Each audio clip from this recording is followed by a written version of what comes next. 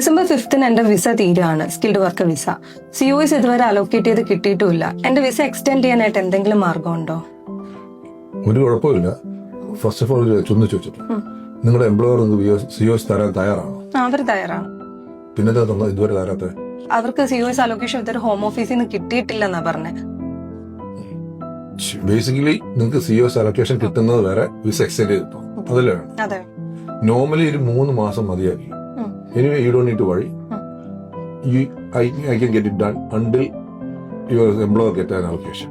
Okay. In short, നിങ്ങൾക്ക് എംപ്ലോയർക്ക് visa കിട്ടുന്നവരെ, എംപ്ലോയർക്ക് allocation കിട്ടുന്നവരെ നിങ്ങൾക്ക് visa extend ചെയ്തിട്ടോ? Don't worry, I can done before. Okay. Okay? Yeah. Thank you. Thank you.